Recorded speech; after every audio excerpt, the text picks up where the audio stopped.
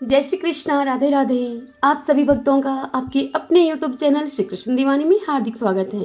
आज हम वैशाख महात्म्य के 5वें अध्याय की कथा का स्मरण करेंगे और इसी के साथ सुनेंगे वैशाख स्नान की विशेष कहानी। तो आइए सर्वप्रथम भगवान का स्मरण करते हुए आप सभी मेरे साथ बोलिए। शांताकारं भुजगशयनं पद्मनाभं सुरेशं विश्वधारं गगनसदृशं मेघवर्णं शुभांगं लक्ष्मीकान्तं कमलनयनं योगिभिर्दयानगमयं वन्दे विष्णुं भवभयहरं सर्वलोकैकनाथं।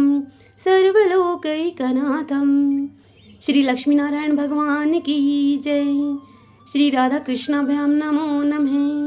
प्रजापति जनक जी ने ब्राह्मण श्रुतदेव जी से पूछा कि हे ब्राह्मण, जब वैशाख मास के धर्म अतिशय ही सुलभ पुण्य राशि को प्रदान करने वाले भगवान विष्णु के लिए प्रीतिकारक चारों पुरुषार्थों की तत्काल ही सिद्धि करने वाले सनातन और वेदोक्त हैं, तब संसार में उनकी प्रसिद्धि भला कैसे नहीं हुई, यह बताइए।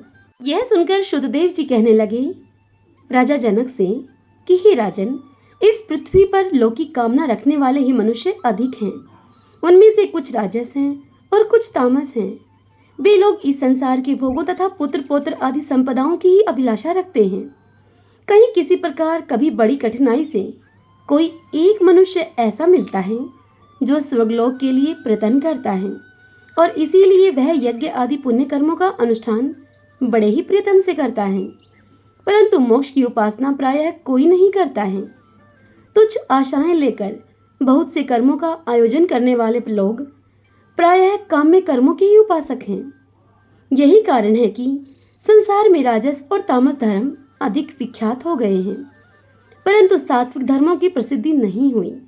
ये सात्विक धर्म भगवान विष्णु को प्रसन्न करने वाले हैं, निष्काम भाव से किए जाते हैं और इस लोक और परलोक में सुख को प्रदान करते हैं। देव माया से मोहित होने के कारण मूढ़ मनुष्य इन धर्मों को जानते ही नहीं हैं। हे राजन, पूर्व काल की बात है, काशीपुरी में कीर्तिमान नाम से विख्यात एक चक्रवर्ती राजा थे। वे राजा इक्ष्वाकु वंश के भूषण और महाराज नृग के पुत्र थे। संसार में उनका बड़ा यश था। वे अपनी इंद्रियों पर, अपने क्रोध पर विजय प्राप्त कर चुके थे। ब्राह्मणों के प्रति उनके मन में बड़ी भक्ति थी। राजाओं में उनका स्थान बड़ा ऊंचा था। एक दिन वे राजा एक मृग्या में आसक्त होकर महर्षि वशिष्ठ के आश्रम पर आए। वैशाख की चिलचिलाती हुई धूप में यात्रा करते हुए राजा ने अपने मार्ग में देखा कि महात्मा वशिष्ठ के शिष्य जगह जगह अनेक प्रकार के कार्यों में विशेष तत्परता के साथ संलग्न थे। वे कहीं पोशाला बनाते थे तो कहीं छाया मंडप बनाते थे। किनारे पर झरनों के जल को रोककर स्वच्छ बावली बनाते थे तो कहीं वृक्षों के नीचे बैठे हुए लोगों को वे पंखा डुलाकर हवा करते थे तो कहीं वे ऊख देते थे। कहीं सुगंधित पदार्थ भेंट करते तो कहीं वे फल देते थे। दोपहरी में लोगों को छाता देते और संध्या के समय शरबत देते। कोई शिष्य घनी छाया वाले वन में झाड़ बुहार कर उस साफ किए हुए आश्रम के प्रांगणों में हितकारक बालुका बिछाते थे। कुछ लोग वृक्षों की शाखा में झूला लटकाते थे। उन सभी शिष्यों को ऐसा करता हुआ देखकर राजा ने उनसे पूछा कि आप लोग कौन हैं? तब उन्होंने उत्तर दिया राजा को कि हम लोग महर्षि वशिष्ठ के शिष्य हैं। यह सुनकर राजा ने पूछा, यह सब क्या हो रहा है? तब वे शिष्य बोले कि ये वैशाख मास के कर्तव्य रूप से बताए गए धर्म हैं, जो कि धर्म, अर्थ, काम और मोक्ष इन चारों पुरुषार्थों के साधक हैं। हम लोग गुरुदेव वशिष्ठ की आज्ञा से इन धर्मों का पालन करते हैं। यह सुनकर राजा ने उनसे पुनः पूछा, इनके अनुष्ठान से मनुष्यों को कौन सा फल मिलता है? किस देवता की प्रसन्नता होती है ऐसा करने से? तब उन्होंने उत्तर दिया राजा को कि हमें इस समय यह बताने के लिए अवकाश नहीं है। आप गुरु वशिष्ठ जी से ही यथोचित प्रश्न कीजिएगा। वे महायशस्वी गुरु वशिष्ठ जी इन धर्मों को यथार्थ रूप से जानते हैं। उन शिष्यों का ऐसा उत्तर पाकर राजा अब शीघ्र ही महर्षि वशिष्ठ के पवित्र आश्रम पर, जो कि विद्या और योग शक्ति से संपन्न था, उस आश्रम पर गए। राजा को आते हुए देखकर महर्षि वशिष्ठ जी मन ही मन बड़े प्रसन्न हुए उन्होंने सेवकों के सहित महात्मा राजा का विधि पूर्वक आतिथ्य सत्कार किया और जब वे राजा आराम से बैठ गए तब गुरु वशिष्ठ से प्रसन्नता पूर्वक वे राजा बोले, वन, मैंने मार्ग में आपके शिष्यों के द्वारा परम आश्चर्य में शुभ कर्मों का अनुष्ठान होते हुए देखा है, किंतु उसके संबंध में आपके उन शिष्यों से जब मैंने प्रश्न किया तब उन्होंने दूसरी कोई बात न बताकर सीधा मुझे आपके पास जाने की आज्ञा दी है। उनकी आज्ञा के अनुसार मैं इस समय आपके समीप आया हूँ। मेरे मन में उन धर्मों को सुनने की बड़ी इच्छा है, अतः आप मुझसे उन धर्मों का वर्णन कीजिए। यह सुनकर महर्षि वशिष्ठ जी ने बड़ी ही प्रसन्नता पूर्वक राजा से कहा कि राजन, तुम्हारी बुद्धि को उत्तम शिक्षा मिली है, इसलिए उसने यह उत्तम निश्चय किया है। भगवान विष्णु की कथा के श्रवण और भगवत धर्मों के अनुष्ठान में जो तुम्हारी बुद्धि की आत्यंतिक प्रवृत्ति हुई है, यह तुम्हारे किसी पुण्य का ही फल है। जिसने वैशाख मास में बताए हुए महाधर्मों के द्वारा भगवान श्रीहरि की आराधना की है, उसके उन धर्मों से भगवान श्रीहरि बहुत संतुष्ट होते हैं और उसे मनोवांछित वस्तु प्रदान करते हैं। संपूर्ण जगत के स्वामी भगवान लक्ष्मीपति समस्त पाप राशि का विनाश करने वाले हैं। वे सूक्ष्म धर्मों से प्रसन्न होते हैं, केवल परिश्रम और धन से ही नहीं। भगवान विष्णु भक्ति से पूजित होने पर अभिष्ट वस्तु प्रदान करते हैं, इसलिए सदा भगवान विष्णु की भक्ति करनी चाहिए। जगदीश्वर श्रीहरि जल से भी पूजा करने पर अशेष कलेश का नाश करते हैं और शीघ्र ही प्रसन्न होते हैं। वैशाख मास में बताए हुए ये धर्म थोड़े से परिश्रम के द्वारा साध्य होने पर भी भगवान विष्णु के लिए प्रीतिकारक और शुभ होने के कारण अधिक व्यय से सिद्ध होने वाले बड़े बड़े यज्ञादि कर्मों का भी तिरस्कार करने वाले हैं। इसलिए हे भोपाल, तुम भी वैशाख मास में बताए हुए धर्मों का पालन करो और तुम्हारे राज्य में निवास करने वाले अन्य सभी लोगों से भी उन कल्याणकारी धर्मों का वैशाख मास में पालन करवाओ। इतनी बात बताकर श्रुतदेव जी मिथिलापति जनक से आगे कहते हैं कि हे राजन, इस प्रकार से वैशाख धर्म के पालन की आवश्यकता को शास्त्रों और युक्तियों से भली भांति सिद्ध करके वशिष्ठ जी ने वैशाख मास के सब धर्मों का राजा के समक्ष वर्णन किया। उन सब धर्मों को सुनकर राजा ने गुरु का भक्तिभाव से पूजन किया। घर आकर राजा ने सभी धर्मों का विधि पूर्वक पालन किया। देवादिदेव भगवान विष्णु में भक्ति को रखते हुए राजा कीर्तिमान देवेश्वर पद्मनाभ के अतिरिक्त और किसी देवता को नहीं देखते थे। उन्होंने हाथी की पीठ पर नगाड़ा रखकर अपने सिपाहियों से अपने राज्य भर में डंके की चोट पर यह घोषणा करा दी कि मेरे राज्य में जो 8 वर्ष से अधिक की आयु वाला मनुष्य है, उसकी आयु जब तक 80 वर्ष की न हो जाए तब तक मेष राशि में सूर्य के स्थित रहने पर यदि वह प्रातःकाल स्नान नहीं करेगा तो वह मेरे द्वारा दंडनीय, वध्य और राज्य से निकाल देने के योग्य समझा जाएगा। यह मेरा निश्चित आदेश है। पिता, पुत्र, पत्नी अथवा सुहृदय जो कोई भी वैशाख धर्म का पालन नहीं करेगा वह चोर की भांति दंड का पात्र समझा जाएगा। प्रातःकाल शुभ जल में स्नान करके श्रेष्ठ ब्राह्मणों को दान करना चाहिए। तुम सब लोग अपनी शक्ति के अनुसार पोशाला और दान आदि धर्मों का आचरण करो। राजा कीर्तिमान ने प्रत्येक ग्राम में धर्म का उपदेश करने वाले एक एक ब्राह्मण को बसा दिया। 5-5 गांवों पर एक एक ऐसे अधिकारी की नियुक्ति की जो कि धर्म का त्याग करने वाले लोगों को दंड दे सके। उस अधिकारी की सेवा में 10-10 घुड़सवार रहा करते थे। इस प्रकार चक्रवर्ती नरेश राजा कीर्तिमान ने उसके शासन में सर्वत्र और सब देशों में यह धर्म का पौधा प्रारंभ हुआ और आगे चलकर खूब बड़े हुए वृक्ष के रूप में यह धर्म परिणित हो गया। उस राजा के राज्य में जो लोग मर जाते थे वे भगवान विष्णु के धाम में जाते थे। वहां के मनुष्यों को विष्णुलोक की प्राप्ति निश्चित थी। एक बार भी वैशाख स्नान कर लेने से मनुष्य यमराज के पास नहीं जाता है।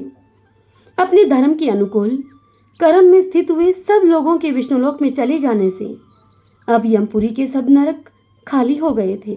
वहां यमपुरी में एक भी पापी प्राणी नहीं रह गया था। वैशाख मास के प्रभाव से यमपुरी के मार्ग की यात्रा भी वह यात्रा ही बंद हो गई। सब मनुष्य दिव्य आकृति को धारण करके भगवान विष्णु के धाम में जाने लगे। देवताओं के जो लोक हैं वे सब भी शून्य हो गए। स्वर्ग और नरक दोनों के शून्य हो जाने पर एक दिन नारद जी ने धर्मराज के पास जाकर उनसे कहा कि धर्मराज, आपके इस नरक में अब पहले जैसा कोलाहल नहीं सुनाई पड़ता है। पहले की भांति पाप कर्मों का लेखा जोखा भी नहीं लिखा जा रहा। चित्रगुप्त जी भी ऐसे मौन भाव से बैठे हुए हैं जैसे कि कोई मुनि हो। ये महाराज, इसका कारण तो बतलाइए। नारद जी के ऐसे वचन सुनकर अब यमराज ने कुछ दीनता के स्वर में नारद जी से कहा कि नारद, इस समय पृथ्वी पर जो यह राजा राज्य करता है वह पुराण पुरुषोत्तम भगवान विष्णु का बड़ा भक्त है। उसके भय से कोई भी मनुष्य कभी वैशाख मास का उल्लंघन नहीं करता। उस पुण्य कर्म के प्रभाव से सभी भगवान विष्णु के परम धाम में चले जाते हैं। हे मुनिश्रेष्ठ नारद, उस राजा ने इस समय मेरे लोक का मार्ग गुप्त सा कर रखा है। स्वर्ग और नरक दोनों को शून्य बना दिया है। अतः ब्रह्मा जी के समीप जाकर यह सब समाचार उनसे निवेदन करके तभी मैं स्वस्थ होऊंगा। ऐसा निश्चय करके यमराज अब ब्रह्मा जी के लोक में गए और वहां पर बैठे हुए उन ब्रह्मा जी का दर्शन किया जिनका आश्रय ध्रुव है, जो इस जगत के बीज तथा सब लोकों के पितामह हैं और समस्त लोकपाल, दिक्पाल और देवता जिन ब्रह्मा जी की उपासना करते हैं। अब यम उनके पास गए। ब्रह्मा जी ने यमराज को देखा और यमराज ब्रह्मा जी के आगे पृथ्वी पर गिर पड़े। फिर यमराज ने ब्रह्मा जी से कहा कि हे कमलासन, काम में लगाया हुआ जो पुरुष स्वामी की आज्ञा का ठीक ठीक पालन नहीं करता है और उसका धन लेकर भोगता है, वह तो काठ का कीड़ा होता है। जो बुद्धिमान मनुष्य लोभवश स्वामी के धन का उपभोग करता है वह 300 कल्पों तक तिर्यक योनि रूप नरक में जाता है। तिर्यक योनि पशु पक्षियों की योनि को कहा जाता है। जो कार्य में नियुक्त हुआ पुरुष कार्य करने में समर्थ होकर भी अपने घर में ही बैठा रहता है वह बिलाव होता है। हे देव, मैं आपकी आज्ञा से धर्म पूर्वक प्रजा का शासन करता आ रहा हूँ। मैं अब तक मुनियों और धर्मशास्त्रों के कथन के अनुसार पुण्य आत्माओं को पुण्य के फल से और पाप आत्माओं को पाप के फल से संयुक्त किया करता था, किंतु अब मैं आपकी आज्ञा का पालन करने में असमर्थ हो गया हूँ। राजा कीर्तिमान के राज्य में सब लोग वैशाख मास के बताए हुए पुण्य कर्मों का अनुष्ठान करके पितरों और पितामहों के साथ बैकुंठ धाम में चले जाते हैं। उनके मरे हुए पितर और मातामह आदि भी विष्णु लोक में चले जाते हैं। इतना ही नहीं, पत्नी के पिता ससुर आदि भी मेरे लिखे हुए लेख को मिटाकर विष्णु लोक में चले जाते हैं। हे ब्रह्मा जी, बड़े बड़े यज्ञों के द्वारा भी मनुष्य वैसी गति नहीं पाता है जैसे कि वैशाख मास में उसे मिल रही है। संपूर्ण तीर्थों से, दान आदि से, तपस्याओं से, व्रतों से अथवा संपूर्ण धर्मों से युक्त मनुष्य भी उस गति को नहीं पाता जो वैशाख धर्म में तत्पर हुए मनुष्य को प्राप्त हो रही है। वैशाख में प्रातःकाल स्नान करके देव पूजन, मास महात्म्य की कथा का श्रवण और भगवान विष्णु को प्रिय लगने वाले तदनुकूल धर्मों का पालन करने वाला मनुष्य एकमात्र विष्णु लोक का स्वामी होता है। और जगतपति भगवान विष्णु के लोक की तो मेरी समझ में कोई सीमा ही नहीं है, क्योंकि सब ओर से कोटि कोटि प्राणियों का समुदाय वहां पहुंच रहा है तो भी वह भरता ही नहीं है। इस संसार में पवित्र और अपवित्र सभी लोग राजा की आज्ञा से वैशाख मास के धर्म का पालन करके विष्णु लोक को जा रहे हैं। हे लोकनाथ ब्रह्मा जी, उसकी प्रेरणा से संस्कारहीन मनुष्य भी वैशाख स्नान मात्र से बैकुंठ धाम में चले जाते हैं।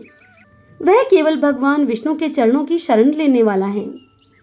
ऐसा जान पड़ता है कि वह समस्त संसार को विष्णु लोक में पहुंचा देगा। जो पुत्र, धर्म, अर्थ, काम और मोक्ष के प्रतिकूल चलता हो वह पृथ्वी पर माता के पेट से पैदा हुआ रोग है। वह अधम पुरुष अपनी माता का घात करने वाला कहा जाता है। किंतु राजा कीर्तिमान की माता और उसकी पत्नी का, इन दोनों का पुण्य संसार में विख्यात है। उसकी माता एकमात्र वीर जननी है और वह राजा निश्चय ही संसार में बड़ा ही वीर है। जिस प्रकार राजा कीर्तिमान मेरी लिपि को मिटाने में उद्यत हुआ है, ऐसा उद्योग पुराणों में और किसी का नहीं सुना गया है। भगवान विष्णु की भक्ति में तत्पर हुए राजा कीर्तिमान के सिवा दूसरे ऐसे किसी को मैं नहीं जानता जो कि डंका बजाकर घोषणा करते हुए लोगों को ऐसी प्रेरणा देता हो और मेरे लोक के मार्ग को विलुप्त करने की चेष्टा करता हो। हरि ओम तत्सत। श्री लक्ष्मी नारायण भगवान की जय। ओम नमो भगवते वासुदेवाय। आइए अब वैशाख स्नान की हम विशेष कहानी का श्रवण करते हैं। नर्मदा नदी के तट पर एक बहुत ही पुराना और छोटा सा गांव था। उस गांव में एक वृद्ध वैश्य रहा करता था। उस वैश्य के परिवार में उसकी पत्नी और उसके 2 बेटे और 2 बहुएं थीं। उस वृद्ध वैश्य का प्रतिदिन का एक नियम था। वह हर रोज नर्मदा नदी के घाट पर जाकर स्नान करता था। तत्पश्चात एक लोटे जल से सूर्य नारायण को अर्घ देता और फिर बड़, पीपल और आकड़े के पेड़ को सींचता। एक समय की बात है, कुछ दिन के बाद वैशाख मास लगने वाला था। उस वैश्य की तबीयत पिछले कुछ दिनों से खराब चल रही थी, किंतु वह फिर भी जैसे तैसे अपना नियम पूरा ही कर रहा था।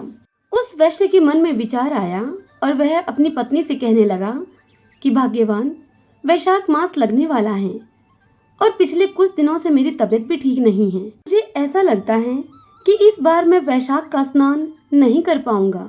मेरा यह नियम छूट जाएगा। अब 1-2 दिन ही बचे हैं वैशाख मास लगने में।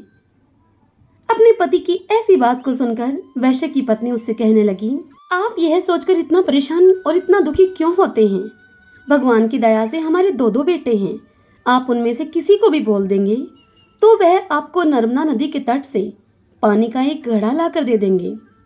यह सुनकर वैश्य कहने लगा कि भाग्यवान, इस बार मेरा ऐसा मन करता है कि हम दोनों जोड़े से वैशाख का स्नान करें। यह सुनकर वैश्य की पत्नी उसे बोली कि मैं भी इस बार यही सोच रही थी कि इस बार हम जोड़े से वैशाख स्नान करें। तत्पश्चात वैश्य पति पत्नी ने अपने 2 बेटों और बहुओं को आवाज़ लगाई, उन्हें अपने पास बुलाया। बेटे बहुओं के पास आने पर उन्होंने अपने मन की इच्छा उनको बताई। सारी बात को सुनकर साहूकार का बड़ा बेटा उनसे कहने लगा कि पिताजी, आप तो जानते हैं कि मैं दूसरे शहर में नौकरी करने के लिए जाता हूँ। हर रोज के आवागमन करने के लिए सुबह जल्दी निकलना पड़ता है। रोज सुबह 5 बजे घर से निकल जाता हूँ। इसलिए पिताजी, मैं आपका यह काम नहीं कर पाऊंगा। तत्पश्चात बड़ी बहू कहने लगी कि माताजी, ये सुबह काम पर जल्दी जाते हैं। मुझे इनके लिए सुबह जल्दी उठकर भोजन बनाना होता है। अगर 2-4 दिन की बात होती तो मैं यह निभा भी देती, लेकिन पूरे वैशाख मास मुझसे यह नहीं निभ सकेगा। मैं आपके संपूर्ण वैशाख मास नर्मदा नदी से पानी का घड़ा लाकर नहीं दे सकती हूँ। यह बात सुनकर अब दोनों वैश्य दंपति विचार मगन हो गए।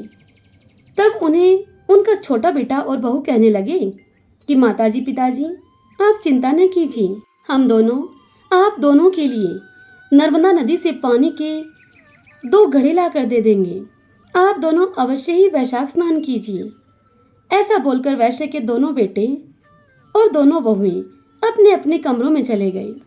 तत्पश्चात वैश्य दंपति का छोटा बेटा अपनी पत्नी से जाकर कहने लगा कि सुशीला, मेरे मन में एक विचार आ रहा है। तब उसकी पत्नी बोली कि बताइए। तब वह अपनी पत्नी से बोला कि हम वैशाख मास में प्रतिदिन माँ और पिताजी के स्नान करने के लिए नर्मदा नदी से जल लेकर तो आएंगे ही, क्यों ना हम भी वैशाख का स्नान कर लें। तब उसकी पत्नी बोली कि यह बात आपने 16% सही बताई है। अब हम भी जोड़े से वैशाख का स्नान करेंगे। तब उन दोनों ने बाहर जाकर अपने माताजी और पिताजी से जाकर अपने मन की यह बात कही। वे बोले, माताजी, पिताजी, हम भी आपके साथ जोड़े से वैशाख का स्नान करेंगे। अब क्या था, वैश्य के बेटा और बहू सुबह 4 बजे उठकर नर्मदा के घाट पर पहुंच गए। वैश्य के बेटे ने मर्दाना घाट पर स्नान किया और बहू ने जनाना घाट पर स्नान किया। तत्पश्चात उन दोनों ने नर्मदा से पानी का एक एक घड़ा भरकर और घर लाकर अपने माताजी और पिताजी को दे दिया। फिर वैश्य दंपति ने उन घड़ों से 2-2 लोटे जल निकालकर रख लिया और शेष जल से उन्होंने स्नान कर लिया। स्नान के बाद लोटों में रखे हुए जल से सूर्य भगवान को जल दिया, फिर पीपल को जल दिया, बड़ के वृक्ष को जल दिया, शेष जल से आंकड़े को सींच दिया, पूर्ण भाव से पूजन किया और फिर 5 परिक्रमा लगाई। पहले के जमाने के लोग अपने घरों के आंगन में, घरों के बाहर नीम, बड़, पीपल, आंकड़े आदि के पेड़ों को लगाए रखते हैं। कहीं कहीं गांव में हमें यह सब आज भी देखने को मिल जाता है। वैश्य दंपति के स्नान, पूजा और परिक्रमा करने के बाद उनके छोटे बेटे की बहू सुशीला उन दोनों के कपड़ों को धोती और धोकर उन कपड़ों को आंगन में सुखा देती और फिर उन्हें चाय बनाकर उनको चाय पकड़ाती, फिर उनके लिए भोजन पकाती। इस प्रकार पूरा वैशाख मास अब बीत गया। अब वैशाख पूर्णिमा का दिन आया। तब वह वैश्य दंपति अपने छोटे बेटे और बहू से कहने लगे कि तुम दोनों ने भी हमारे साथ वैशाख का स्नान किया है। वैशाख स्नान के संपूर्ण फल को पाने के लिए हमें 2 जोड़े ब्राह्मण ब्राह्मणी के हों, उनको खाना खिलाना चाहिए। फिर वह बहू से बोले कि बहू, कल तुम बड़ा भोजन, सब्जी, पूरी, खीर, हलवा, कचौरी, मालपुआ ये सब बनाना। सब भोजन शुद्ध और स्वादिष्ट होना चाहिए। हम उनको भोजन कराएंगे, कपड़े और दक्षिणा आदि देंगे। इसलिए कल तुम गांव से ब्राह्मण और ब्राह्मणी के जोड़े को अपने घर पर बुला लाना। तब वैश्य के बेटा और बहू कहने लगे कि पिताजी, माँ, जैसा आप कहोगे हम वैसा ही करेंगे। तत्पश्चात अगले दिन वृद्ध वैश्य के छोटे बेटे की बहू सुशीला सुबह जल्दी उठकर सभी स्वादिष्ट भोजन बनाकर फिर वह 2 ब्राह्मण ब्राह्मणी के जोड़े को बुलाने के लिए अपने घर से चल दी। सुशीला अभी आधे रास्ते में ही पहुंची थी। उसको सामने से आते हुए 2 ब्राह्मण और 2 ब्राह्मणी दिखाई दिए। उनको देखकर सुशीला बड़ी ही खुश हुई और सोचने लगी कि शायद ये कोई तीर्थ यात्री हैं, गांव के तो लगते नहीं हैं। अब सुशीला के मन में एक विचार आया। उसने सोचा कि क्यों न मैं इन्हें भोजन के लिए अपने घर ले जाऊं। ये तीर्थ यात्रा से थके मांदे भी हैं और भूखे भी होंगे ही। क्यों न इन्हें ही भोजन करा दिया जाए। इन्हें भोजन करने की आवश्यकता भी है। यह सब मन में विचार करके सुशीला ने अब उनको प्रणाम किया और उनसे कहने लगी कि पंडित जी, आज वैशाख मास की पूर्णिमा के शुभ अवसर पर मेरे सास और ससुर 2 ब्राह्मण पति पत्नी के जोड़ों को भोजन कराना चाहते हैं। कृपा आप मेरे साथ मेरे घर पर भोजन करने के लिए चलिए। यह सुनकर वह पंडित और पंडितानी अब सुशीला से कहने लगे कि बेटी, हम 2 तीर्थ यात्री हैं, भी भोजन मिल जाए, इससे अच्छी भला और क्या बात होगी। तब वैश्य की छोटी बहू अब उनको अपने घर ले आई और उनके लिए आसन बिछाया, चौकी लगाकर उनके लिए भोजन का थाल परोसा, पानी का लोटा भरकर रखा।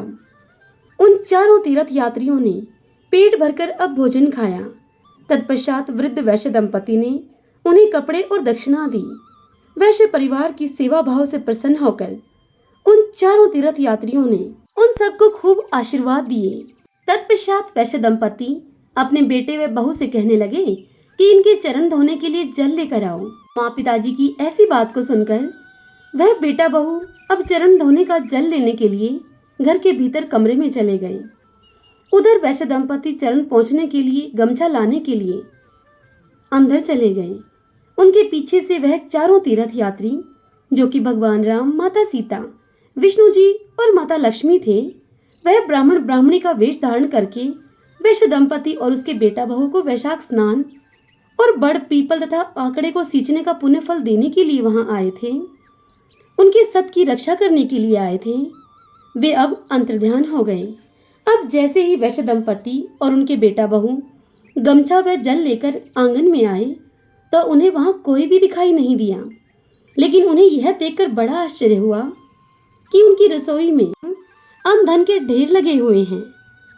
जैसे ही वैश्य दंपति ने भोजन की चौकी हटाई तब तो उनके आश्चर्य का ठिकाना ही न रहा। जहाँ पर राम और सीता बैठे हुए थे वहाँ भगवान राम के चरण और धनुष के चिन्ह अंकित थे। जहाँ पर माता सीता बैठी थी वहाँ सोने के मोहरों की थैली पड़ी थी। जहाँ भगवान विष्णु बैठे थे वहाँ चक्र का चिन्ह अंकित था और जहाँ माता लक्ष्मी बैठी थी वहाँ हीरे, मोती, सोने चांदी के आभूषणों की ढेरी पड़ी थी। अब यह खबर पूरे गांव भर में आग की तरह फैल गई कि वैश्य दंपति के घर भगवान राम, माता सीता, भगवान विष्णु और माता लक्ष्मी प्रकट हुए हैं।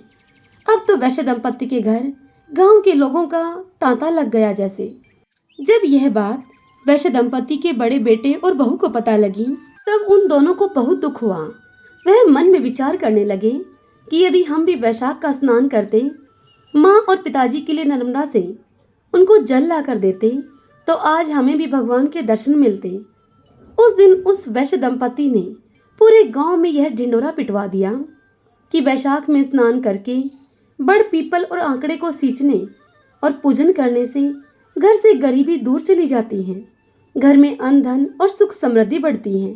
इसलिए यदि संपूर्ण वैशाख मास व्रत धारण करना संभव न हो, यदि इतना संभव न हो सके, तो वैशाख में सूर्योदय से पहले उठकर स्नान करने के बाद बड़ पीपल और आंकड़े की पूजा तो अवश्य ही करनी चाहिए।